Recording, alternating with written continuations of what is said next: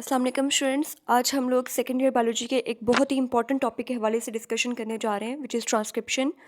ये टॉपिक हमेशा से ही एग्जामिनर्स का फेवरेट टॉपिक रहा है और हमेशा की तरह इस साल भी भरपूर चांस है कि ट्रांसक्रिप्शन या ट्रांसलेशन पर एक कंप्लीट लॉन्ग क्वेश्चन आ जाए। सो स्टूडेंट्स इस टॉपिक को लेकर काफ़ी कन्फ्यूज हैं although the topic is very simple. So इंशाल्लाह अगर आप लोग वीडियो को अटेंटिवली सुनेंगे so by the end of this video आपकी तमाम क्यूरीज रिजॉल्व हो जाएंगी रिगार्डिंग ट्रांसक्रिप्शन। सो ट्रांसक्रिप्शन को डिस्कस करने से पहले हम थोड़ा सा डिस्कस करेंगे जीन एक्सप्रेशन के बारे में। स्टूडेंट्स बस इस टॉपिक में आपकी तवज्जो दरकार है मुझे। आप लोगों ने अटेंटिवली बिल्कुल तवज्जो से इस वीडियो को सुनना है ताकि आप लोग इस टॉपिक को और इसके कॉन्सेप्ट को समझ सकें। Now, first of all, we will discuss about gene expression. What is gene expression? Students, please गौर कीजिएगा। जीन एक्सप्रेशन का लफ्ज़ ही आपको बता देते हैं कि यहाँ पे हो क्या रहा है। देखिए, जीन का एक्सप्रेस करना, जीन अपने आप को जब जाहिर कर देती है तो उसे हम कहते हैं कि जीन एक्सप्रेस्ड हो गई है। अब जीन किस चीज़ का इजहार करेगी, जीन क्या जाहिर करना चाहती है? तो जीन्स आपको पता है किस में पाई जाती हैं? डीएनए के अंदर। डीएनए ही जो है, डीएनए ही में आपके पास बहुत सारी जीन्स होती हैं। सो डीएनए में जो जीन्स हैं वो सबसे पहले कन्वर्ट हो जाती हैं मैसेंजर आरएनए में और मैसेंजर आरएनए अल्टीमेटली कन्वर्ट हो जाता है प्रोटीन में। सो इस तरह से जो जीन के अंदर इंफॉर्मेशन थी, जो जीन के अंदर एक इजहार करने की सलाहियत थी कि वो प्रोटीन बनवाना चाहती है, जब वो प्रोटीन बन जाएगी तो उसे हम कहेंगे कि ये जीन एक्सप्रेस हो गई है। इस जीन के अंदर जो इन्फॉर्मेशन थी, जो काम ये करवाना चाह रही थी, जिस चीज़ का इजहार ये करना चाह रही थी, वो इजहार हो चुका है। सो ये चीज़ कहलाती है जीन एक्सप्रेशन। इसी जीन एक्सप्रेशन को आप लोग सेंट्रल डॉग्मा का भी नाम देते हैं। सेंट्रल डॉग्मा जिसके 2 स्टेप्स हैं। फर्स्ट स्टेप में डीएनए मैसेंजर आरएनए में कन्वर्ट होता है जिसे आप लोग ट्रांसक्रिप्शन का नाम देते हैं, और सेकेंड स्टेप जिसमें मैसेंजर आरएनए अल्टीमेटली कन्वर्ट हो जाता है प्रोटीन में, जिसे हम लोग ट्रांसलेशन का नाम देते हैं। सो इंशाल्लाह नेक्स्ट वीडियो में हम लोग ट्रांसलेशन के बारे में डिस्कस करेंगे। आज हम लोग सेंट्रल डॉग्मा या जीन एक्सप्रेशन के पहले स्टेप के हवाले से डिस्कस करने जा रहे हैं जिसमें डीएनए कन्वर्ट हो जाएगा मैसेंजर आरएनए में। सो स्टूडेंट्स, आज हम लोग डिस्कस करेंगे ट्रांसक्रिप्शन के बारे में। Now what is transcription? Synthesis of messenger RNA और synthesis of RNA from DNA is known as transcription. Simple अल्फाज में, सादा अल्फाज में, डीएनए से आरएनए का बनना ट्रांसक्रिप्शन कहलाता है। अब ये होता कब है और ये किस तरह से होता है? सबसे पहले हम ये बात कर लेते हैं कि ट्रांसक्रिप्शन का प्रोसेस होता कब है। आपको पता है कि सेल जो है वो जब भी एक सेल डिवाइड करता है यानी माइटोटिक फेज से गुजरता है, माइटोसिस से पहले सेल जिस फेज़ में होता है, जिस रेस्टिंग फेज़ में होता है, उसे आप कहते हैं इंटरफेज़। इंटरफेज़ की डिफरेंट फेजेस होती हैं जिसमें G0, G1, S और G2 है। एस हमारे पास जो सिंथेसिस फेज़ है उसमें बेसिकली डीएनए सिंथेसाइज हो रहा होता है।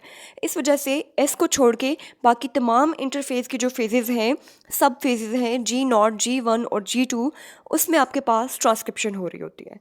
ठीक है स्टूडेंट्स, तो अभी हम लोगों ने डिस्कस किया कि ट्रांसक्रिप्शन का मतलब है डीएनए से आरएनए का बनना, और ये प्रोसेस होता कब है? G0, G1 और G2 के दौरान। अब सवाल ये पैदा होता है कि क्या बैठे बिठाए डीएनए आरएनए में कन्वर्ट हो जाता है? हम ये कह रहे हैं कि ट्रांसक्रिप्शन का मतलब है डीएनए से आरएनए का बनना। तो क्या ऐसा हो सकता है? आप डीएनए को ज़रा अपने माइंड में लाइए। डीएनए कैसा है? डीएनए एक डबल स्ट्रैंडेड स्ट्रक्चर है। क्या ऐसा पॉसिबल है कि बैठे बिठाए डीएनए जो है वो खुद ब खुद आरएनए में कन्वर्ट हो जाए? ऑब्वियसली नहीं। तो कुछ ना कुछ हमें मशीनरी, कुछ ना कुछ ऑपरेटर्स रिक्वायर्ड होगा जिसके थ्रू हम डीएनए को आरएनए में कन्वर्ट कर सकते हैं। डीएनए को आरएनए में कन्वर्ट करने के लिए जो मशीनरी हमें रिक्वायर्ड है उसका नाम है आरएनए पॉलीमरेज। यानी कि हमें एक एंजाइम की रिक्वायरमेंट होती है जो कि डीएनए को, डबल स्ट्रैंडेड डीएनए को सिंगल स्ट्रैंडेड आरएनए में कन्वर्ट कर सकता है, और उस एंजाइम का नाम क्या है बच्चों? RNA polymerase. अब ज़रा यहाँ पे गौर कीजिएगा। ट्रांसक्रिप्शन जो एक प्रोसेस है जिसमें डीएनए से आरएनए बनेगा, ये 3 स्टेप्स में होता है। Number 1 initiation phase, number 2 elongation phase and number 3 termination phase. इंशाल्लाह इस वीडियो में हम लोग इनिशिएशन फेज़ के हवाले से डिटेल में डिस्कस करने वाले हैं। स्टूडेंट्स, सबसे पहले हम कह रहे हैं कि डीएनए से आरएनए बनेगा, इसलिए हम लोगों ने डीएनए का डबल स्ट्रैंडेड स्ट्रक्चर ड्रॉ कर लिया। आप यहाँ पे देख सकते हैं डायग्राम में कि ये एक 5 प्राइम से 3 प्राइम में एक डीएनए का स्ट्रैंड रन कर रहा है, और 3 प्राइम से 5 प्राइम डायरेक्शन में डीएनए का ही दूसरा स्ट्रैंड रन कर रहा है। डीएनए के हमेशा 2 स्ट्रैंड्स होते हैं। अब यहाँ पे ये वो जीन है, ये जो ग्रीन कलर में शो की गई है, ये वो जीन है स्टूडेंट्स जिसका मैसेंजर आरएनए हम बनाना चाह रहे हैं, या जिसको ट्रांसक्राइब हम लोग करना चाह रहे हैं। हम ये चाह रहे हैं कि इस जीन को हम लोग ट्रांसक्राइब कर दें। अब ये हो गई वो जीन। अब इस जीन से बिल्कुल स्टार्ट में, यानी कि जहाँ पे ये जीन स्टार्ट हो रही है उसकी जो बिल्कुल स्टार्टिंग है उसको हम लोगों ने +1 से शो कर दिया और इसे हमने कहा ट्रांसक्रिप्शन स्टार्ट साइट। अब ये जो ट्रांसक्रिप्शन स्टार्ट साइट है, इससे ऊपर सवाल ये पैदा होता है कि जो हम कह रहे हैं कि ट्रांसक्रिप्शन होती है with the help of RNA polymerase enzyme, तो आरएनए पॉलीमरेज एंजाइम बाइंड कहाँ पे करता है? So students, RNA polymerase enzyme कभी भी जीन पे इटसेल्फ जाके बाइंड नहीं करता, बल्कि जीन से अपस्ट्रीम, जीन के ऊपर डीएनए पे कुछ पर्टिकुलर साइट्स पे बाइंड करता है, जिन साइट्स को हम प्रोमोटर साइट्स कहते हैं। गौर कीजिएगा स्टूडेंट्स, ये आपके पास डबल स्ट्रैंडेड डीएनए है। सवाल ये पैदा हो रहा है कि इस डबल स्ट्रैंडेड डीएनए पे आरएनए पॉलीमरेज एंजाइम कहाँ पे बाइंड करेगा? आरएनए पॉलीमरेज एंजाइम ने ट्रांसक्रिप्शन करवानी है तो कोई ना कोई साइट होनी चाहिए जहाँ पे आरएनए पॉलीमरेज एंजाइम बाइंड करे। सो इन केस ऑफ प्रोकैरियोट्स ये साइट्स डिफरेंट है और इन केस ऑफ यूकैरियोट्स ये साइट्स डिफरेंट है। अब अगर हम बात करें specifically in case of prokaryotes, यानी कि बैक्टीरिया और साइनोबैक्टीरिया, इनके हवाले से डिस्कशन की जाए, सो इन केस ऑफ प्रोकैरियोट्स हमारी जो जीन है, जिस जीन को हमने ट्रांसक्राइब करना है, उससे 10 न्यूक्लियोटाइड पीछे और उससे उस जीन से 35 न्यूक्लियोटाइड पीछे। ये जो माइनस का साइन है ये शो कर रहा है कि इस जीन से ये पीछे की बात हो रही है, ठीक है, अपस्ट्रीम की बात हो रही है, बैक स्ट्रीम की बात हो रही है। सो इस जीन से 10 न्यूक्लियोटाइड पीछे और इस जीन से 35 न्यूक्लियोटाइड्स पीछे कुछ पर्टिकुलर सीक्वेंसेस पाए जाते हैं स्टूडेंट्स, जिनको हम नाम देते हैं प्रोमोटर साइट्स का। ये वो साइट्स हैं जहाँ पे आरएनए पॉलीमरेज एंजाइम्स बाइंड करते हैं। अब इन केस ऑफ प्रोकैरियोट्स ये साइट्स हमेशा कंजर्व रहती हैं, जैसे कि टाटा टी और टी गाका। इसको आप लोग कैसे प्रोनाउंस करेंगे? -10 पे -10, यानी कि जीन से 10 न्यूक्लियोटाइड पीछे आपके पास 6 न्यूक्लियोटाइड्स का एक पर्टिकुलर सीक्वेंस पाया जाता है, जिसको आप टाटा टी सीक्वेंस बोलते हैं। और इसी तरह इस जीन से 35 न्यूक्लियोटाइड्स पीछे आपके पास एक 6 न्यूक्लियोटाइड का, ये आप देख सकते हैं 1 2 3 4 5 6 बेसिस हैं, तो 6 न्यूक्लियोटाइड का एक पर्टिकुलर सीक्वेंस पाया जाता है, जिसे आप कहते हैं टी गाका। ये वो सीक्वेंसेस हैं जहाँ पे आपका आरएनए पॉलीमरेज एंजाइम बाइंड करता है और फिर आपकी ट्रांसक्रिप्शन स्टार्ट हो जाती है। सो अभी हम लोगों ने बात की प्रोकैरियोट्स के हवाले से, अब हम लोग डिस्कशन करेंगे यूकैरियोट्स के हवाले से। सो स्टूडेंट्स, यूकैरियोट्स में भी आप देख सकते हैं कि ये वो जीन है जिस जीन को हम लोगों ने ट्रांसक्राइब करना है, यानी कि इस जीन से हम लोगों ने मैसेंजर आरएनए सिंथेसाइज करना है। तो जीन के जो स्टार्ट साइट है उसको आप लोग +1 से डिनोट करेंगे और इस जीन से 25 न्यूक्लियोटाइड पीछे, यानी कि 25 न्यूक्लियोटाइड अपस्ट्रीम आपके पास कुछ पर्टिकुलर सीक्वेंसेस पाए जाएंगे डीएनए पे, जिन्हें हम कहेंगे टाटा सीक्वेंसेस या टाटा बॉक्स भी आप बोल सकते हैं। इसी तरह से इस जीन से 70 न्यूक्लियोटाइड पीछे, 70 न्यूक्लियोटाइड पीछे, -70 पोजीशन पे 4 न्यूक्लियोटाइड का एक सीक्वेंस पाया जाता है, जिसे आप कहते हैं कैट बॉक्स। सो प्रोकैरियोट्स में प्रोमोटर साइट्स डिफरेंट हैं, यूकैरियोट्स के केस में प्रोमोटर साइट्स डिफरेंट है।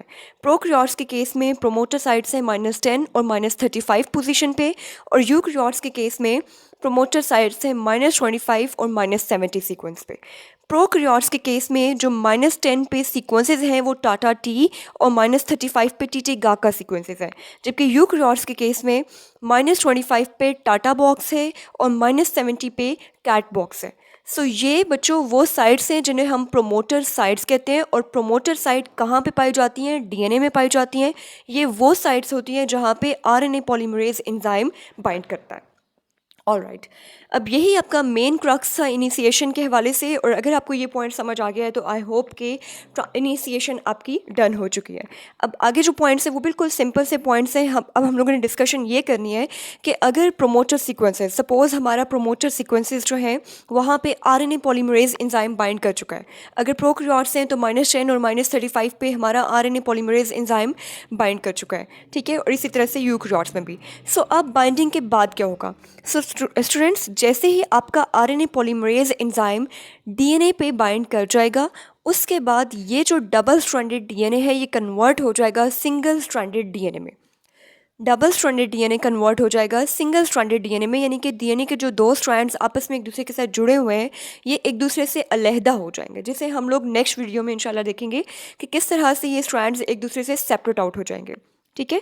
सो आरएनए पॉलीमरेज एंजाइम के बाइंड होने के बाद डीएनए के दोनों स्ट्रैंड्स एक दूसरे से सेपरेट हो जाएंगे और आपके पास ट्रांसक्रिप्शन बबल बनेगा। ऑलराइट, अब आगे हम लोग ये डिस्कस करते हैं कि आरएनए पॉलीमरेज एंजाइम होता कैसा है, ठीक है। ये जो आरएनए पॉलीमरेज एंजाइम के हवाले से हम डिस्कशन कर रहे हैं कि आरएनए पॉलीमरेज एक एंजाइम है, ये एंजाइम होता कैसा है, किस तरह की इसकी नेचर है। सो आरएनए पॉलीमरेज, सबसे पहली बात तो ये कि ये एक एंजाइम है और enzymes, majority of the enzymes are globular proteins. So ये भी क्योंकि एक प्रोटीन है, सो प्रोटीन्स आपको पता है डिफरेंट अल्फा सब यूनिट्स, बीटा सब यूनिट्स से मिलकर बनती हैं। सो इस वजह से ये जो आरएनए पॉलीमरेज एंजाइम है, इसके बच्चों टोटल 4 सब यूनिट्स हैं।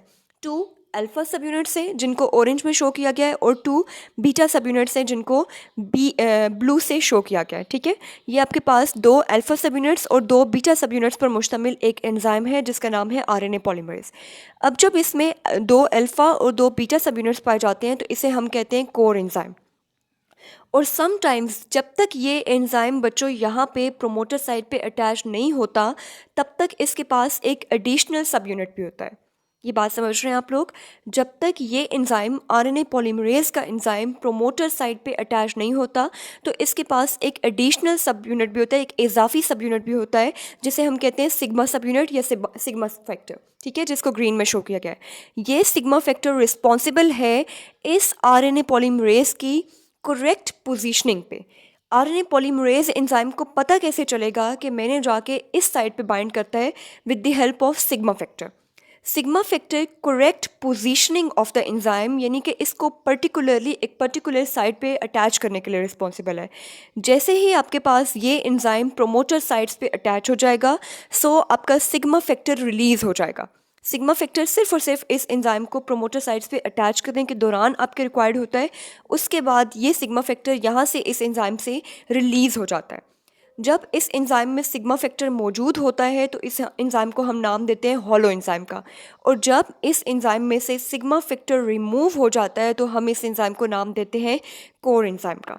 सो ये आपका एंजाइम यहाँ पे प्रोमोटर साइट्स पे बाइंड कर जाएगा और हम इंशाल्लाह नेक्स्ट वीडियो में देखेंगे कि किस तरह से आपके double stranded DNA single stranded DNA में कन्वर्ट हो जाएगा, ट्रांसक्रिप्शन बबल बनेगा और फिर आपके पास जो है वो एलोंगेशन का प्रोसेस कंटिन्यू होगा। सो आज के लिए इतना ही। अल्लाह हाफिज़।